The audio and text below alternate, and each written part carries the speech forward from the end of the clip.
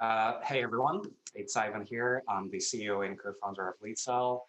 I've been thinking about security by design for quite a while, and it's great to have this opportunity to share my thoughts. This talk is not going to be very technical, my apologies, but more philosophical and hopefully inspirational. I cannot see you, but I guess that the majority of you are engineers. We know from our experience of working with more than 1,000 customers in 72 countries that sometimes it's hard to push security considerations over the speed of development. And I hope that this talk will help you articulate security properly to management and product owners so that the final product you deliver is secure and reliable. Very quickly, for those of you who don't know us, we are a global app security company. We protect Android, iOS, and Java-based applications for some of the world's biggest businesses. And I'm sure there will be lots of questions, and we might not have enough time to cover them all. Please feel free to reach out to me via email or the platform, whatever works for you. So yeah, right. Let's dive into security by design 7 principles.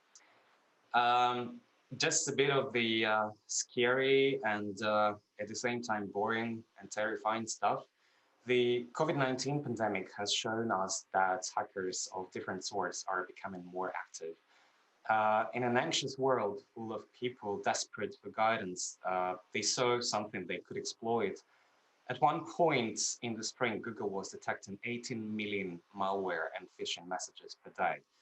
In many ways, COVID-19 crisis has acted as an accelerator or a catalyst of trends that already existed.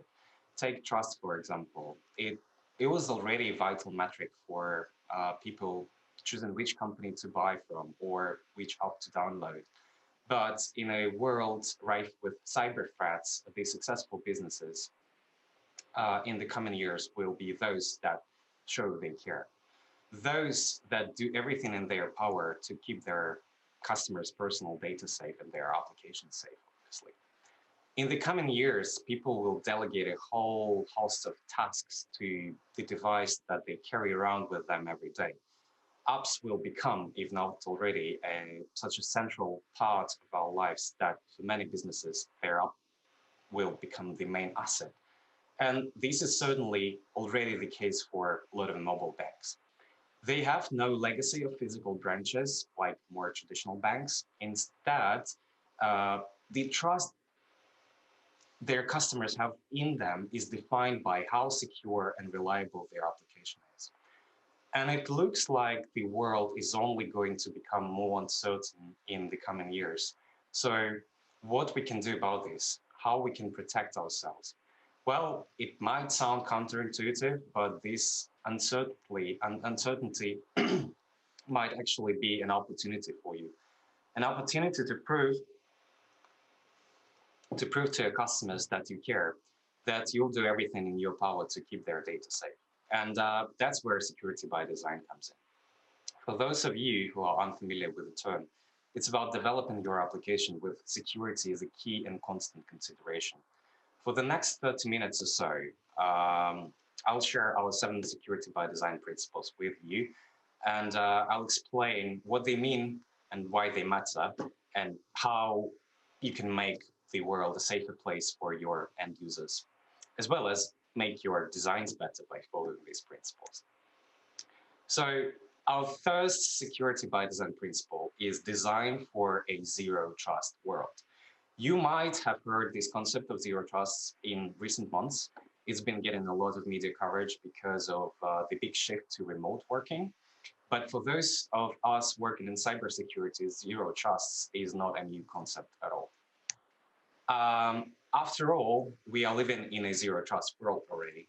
A world full of rooted and jailbroken devices and malware, a world where 1 billion fragmented Android devices do not receive updates, and obviously they are at high risk from attacks.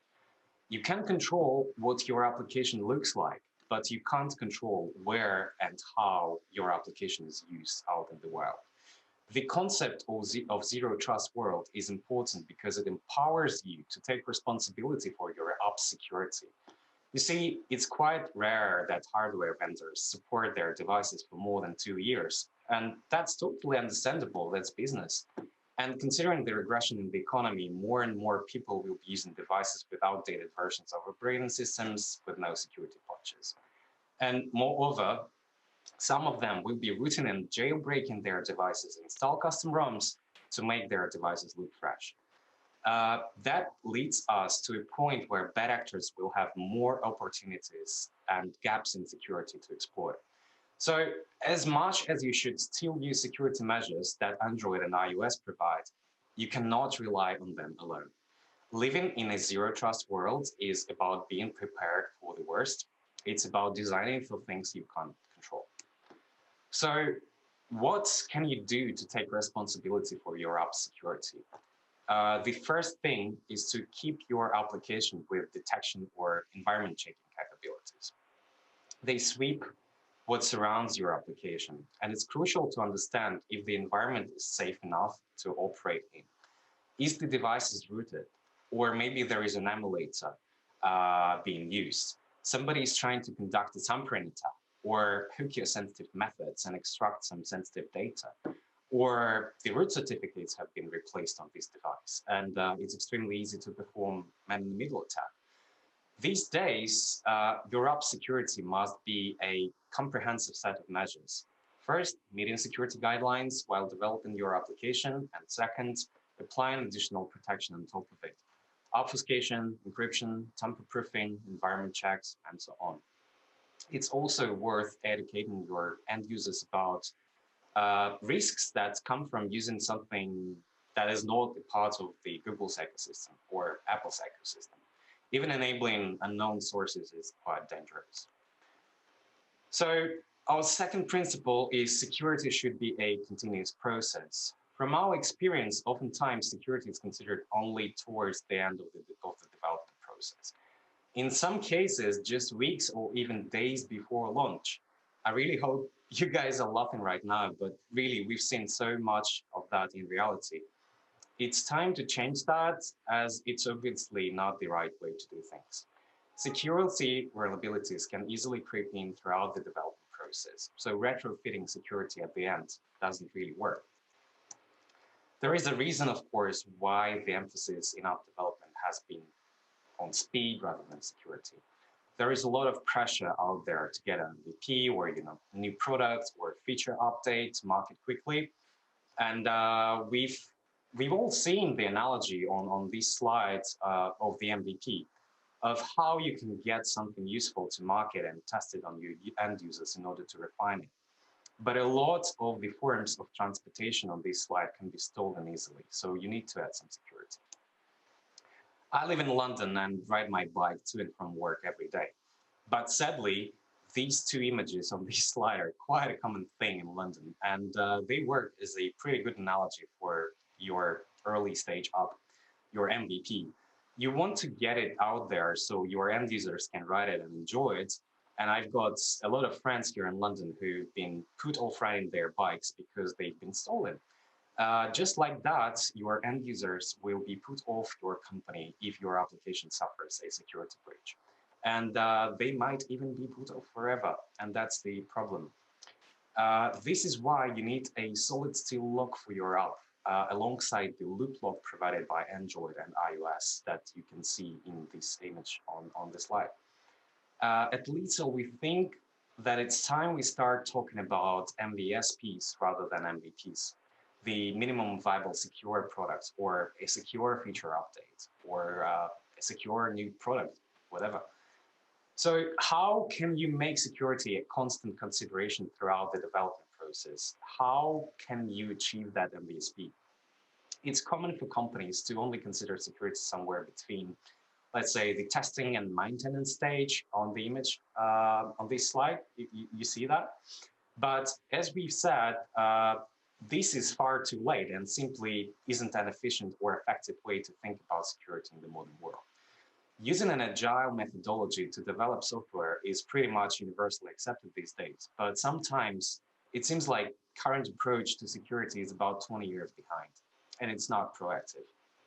Developers get to the end of the development process, and then implement some security, thinking that's it, that nothing else is required. And often, a lot of bold potential security issues get overlooked. It's time we must embrace a much more agile approach to security. This was covered in a great talk by Sean Smith from Microsoft and droidCon last year, which I really urge you to check out. That's really good stuff. All the links to educational and additional resources will be available after the session. I will share them via the talk platform. A great way to ensure that this agile approach to security feels natural is to carry out a risk model early on in the development process so that you can understand what the attack vectors are. And the best way to go about creating this risk model is to put yourself in the hacker's shoes. Of all the code and data within your application, what do you think they would be most interested in? That's the question you ask yourself. Figuring out this means that you are more specific with your agile security plan. You spot gaps as the development process gathers its pace before they become wide enough for hackers to squeeze through once the application is deployed. You think about the best ways of actually securing and storing the most sensitive parts of your application. And you think about wider security outside your app, such as server-side security and protecting communications with the server. Just now, I mentioned that retrofitting security doesn't really work because vulnerabilities can creep in during development process. And a lot of this is down to the fact that there are different teams and individuals involved in creating an application. And this leads us nicely to our third security by design principle. Security is everybody's responsibility. Security is not only the responsibility of security operations, and security engineers. Product managers and designers have a role to play too. Even your end users can help to make successful attacks less likely. And this is crucial because when responsibility for app security is shared across the business, there is more accountability. People know they have a specific role to play and they feel empowered because of it. Also, educating your end users makes you look more transparent. It builds trust with them. There is also a misconception that security is always an obstacle in the way of innovation. But reality is not like that. Just like scientists from different fields gather up together and create something new and beautiful, that constant communication between different teams in your organization can lead to something great. And we've seen a lot of such examples. Communications is obviously the key. Uh, if we look at the chart on this slide, you can see three core areas of a business that are typically involved in deploying an application: product management, software engineering, QA, and design. Let's quickly go through each of these areas and think about how they can take responsibility for security. So product managers might not always consider security, especially if they are not operating in a highly regulated industry where the compliance team gets involved as well, but they really should be. Because if we are creating an application that holds any kind of personal data or sensitive data, that app needs to be protected. So if you are a product manager, how are you going to make sure that you are handling that data correctly and being responsible with it? One way of answering this question is to make sure all the teams involved in design and development are communicating clearly with one another. That they each know what's happening with the sensitive data and with the application itself. It's also about getting SAC operation guys on board from the very beginning of the development process, at the same time that you are allocating design and engineering resources. Like product managers, developers, and software engineers typically haven't focused on security from the outset. The priority has often been performance and cost efficiency. And I've heard from lots of engineers that why should we consider security? It's not our job. But technically, especially during these strange times, it is everybody's job. But if you're an engineer, there are lots of security questions you should be asking yourself as a part of the development of the product architecture. Questions like, what kind of data do we collect, where and how do we store it, how do we make sure that it's secure, uh, how does our application communicate with the server, what is our server-side security, do we use any web application security solutions, then on the upside, how do we prevent tampering, uh, what are the protection mechanisms we are using, how do we make sure that the application is communicating with the right server, and how can we store data in such a way that it remains safe in this zero trust world?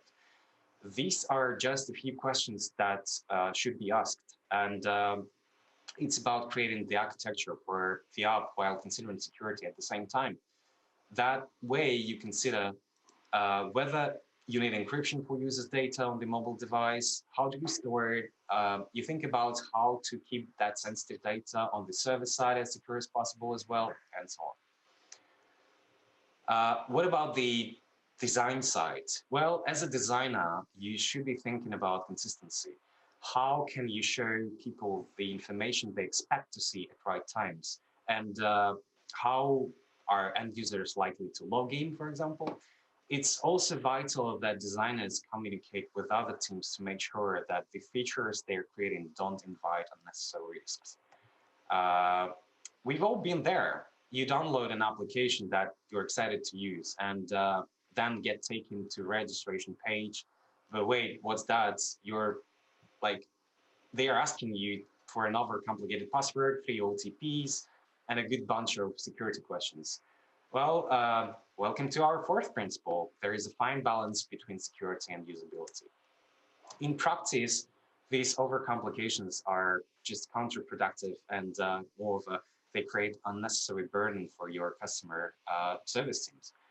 The lesson here is to not make security too complicated, as it very rarely results in a more secure app. In fact, poorly implemented security makes things insecure. And you obviously don't want to make your end users to throw their phones from a balcony in anger. Finding the right balance between security and usability is a delicate dance, but with practice, you can master the steps. Developers could experiment by utilizing platform-specific security features, such as Face ID, fingerprint scanners, hardware-baked key stores, and stuff like that. The important thing here is to keep that balance right. Take too many security measures away, and your end users might get a little apprehensive. Electric cars are so quiet these days that designers are having to think of ways to add some noise back in because the quiet can be dangerous. It's not what people are used to. And speaking of what people are used to, usability has a role to play in security by design too. One surefire way to confuse and worry your end user is to take them from a, let's say, branded screen in the application and drop them at a random looking registration or ID check screen that bears no resemblance to the application itself. Hope you are laughing right now. You've seen that. I find it amazing how many big companies still do that with their applications. That's just hilarious. So we're getting to our fifth security by design principle, and it's called don't reinvent the wheel. So what do we mean when we say don't reinvent the wheel? Well, really, we're talking about saving time by using existing industry regulations and recommendations, rather than feeling like you have to start from scratch with security. If someone else has done that hard work for you, just make the most of that. Regulations are often seen as a bit of a, like, let's say, box ticking exercise, but follow them closely and you'll find they can also aid in your app security.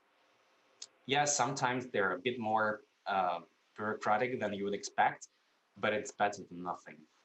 Um, Too many companies waste their time at the end of the development process trying to squeeze in security measures that don't really fit, or retrofitting security so that app complies with regulations. It's much easier to think about this from the outset. Doing research into different security solutions out there can make creating your risk model a lot easier.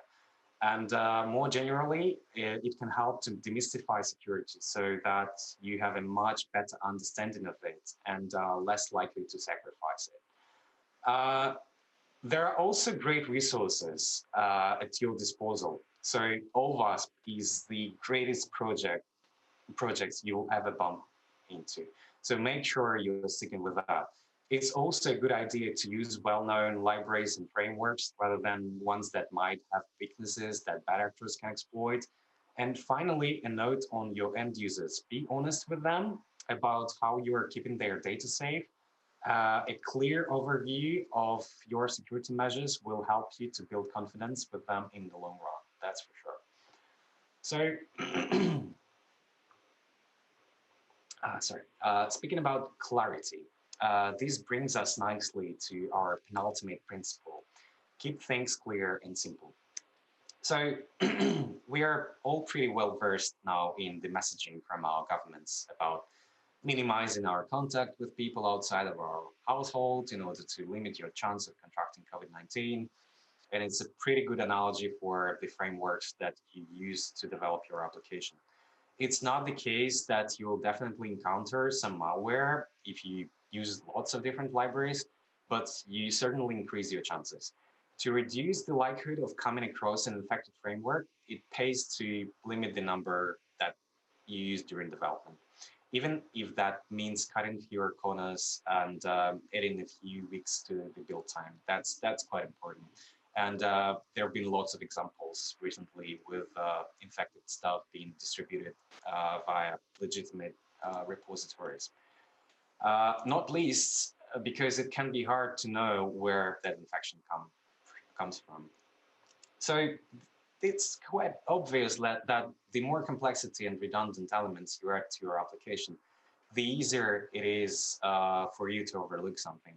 Think of your app as a home. In a cluttered house, it's much more likely that you will misplace a set of keys or not notice the unlocked window behind a pile of boxes.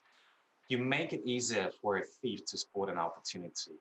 This is a way less likely in a tighter, more minimalistic flats where everything in its right place and there are and there are no redundant pieces of furniture. It's the same in, let's say, a big network, particularly with things that haven't been updated or have been forgotten. There are lots of open windows for bad actors to crawl through. So a final principle is security needs depth. So what do we mean when we talk about the depth of security? Well, um, what we're talking about here is what we call the chain of trusts. Instead of having thousands of thin layers of security, you have a thick steel layer with interconnected internal structure. As the image on this slide shows, the danger in having individual thinner layers is that hackers can break through one another quite easily because the individual layers are not connected. Robust enough security, the kind you want to keep your application with, comes with interconnected layers, something that looks more like the second image on this slide. With the depth of protection, a hacker that was interested in attacking your application would soon change their mind upon closer inspection. It simply wouldn't be worth their time and effort to attempt to crack the cryptography of all these interconnected layers. This depth of security is more important than ever in an age where hackers are increasingly opting for dynamic analysis as the primary mean of attack. Hackers these days rarely set out to decompile your app, to be honest. They would do that, but just for the sake of curiosity. It's more efficient for them to use tools like Frida or Expose to analyze the logic of the application in the dynamic fashion. This is how malware works as well. It can intercept some of method calls and can then steal credit card details or other info. It's also worth pointing out here that name obfuscation is not really a security. Some developers still think that it's enough to rename functions and variables and that this will help them to protect their application from hackers. But that's unfortunately not the case. Uh, there's still clear names of system functions, for example. Let's say you're using some Android crypto API or some system functions. So all these method invocations are still visible and they are not obfuscated at all. So it's super easy for bad actors to spot these things and start creating ways to exploit that. We wanted an analogy to the end of this presentation, but it didn't really hit us straight away. And then we glanced down at these little bottles of hand sanitizer, um, like Dettol or any other brands. It won't eliminate 100% of the risk, right? Anyway, anyone who claims that is lying. After all, Dettol has been around for years and years, and it's never been able to get beyond 99.9%. So that said, 99.9 isn't too bad, is it? So at the beginning of this presentation, I spoke about the COVID-19 pandemic, creating even more uncertain world where people are sadly growing used to glancing down at their phone to see another phishing email or a text or download an infected application from an application store. Trust was already the key metric for consumers before COVID-19. But now I think we are entering a period where they'll only align themselves with companies they trust. And a data breach can erode that trust in others. That's why the 7 principles we've outlined today are so important. Follow them and you're all set to thrive in the modern world. So yeah, thanks so much, everyone, for joining this talk. Still can't see you, have no idea how it went, but I hope you've been able to take something out of it and yeah, that you can use something in your own development process. What we did, we created a special part on our website, so you can access that via the link. Uh, yeah, so that's pretty much it. Happy to answer your questions. Once again, if we don't have enough time, just feel free to email me or message via the platform. Yeah, we can do questions now, I think. Oh, thank you so much for these questions. Black Duck. To be honest, I have no idea, but yeah, if you want to get in touch, just drop me a line. Yeah, I'll be happy. I'll be happy to talk about that. Black Duck. What a cool name. um, it's not very hard. It's not very hard. You like so the guys from Ovasp, they've done an amazing job. Just point them there, and they'll be all right. It's super easy. There is also a thing from NIST. I'll add the link on this section of our website. So NIST has done a very cool job as defining all the types of attacks, all the vectors. So you can use that as the foundation for creating your risk model. So all the solutions available in the market, they do support CI/CDs. So what I would recommend is to check uh, at least check hashtags under the artifacts you download from public repositories. That's one of the measures. Yeah, I guess that's it. Thank you very much again, guys. Appreciate your time, and yeah, just reach out to me if you have any questions, any further questions, or if you want to discuss anything. I'm at your disposal.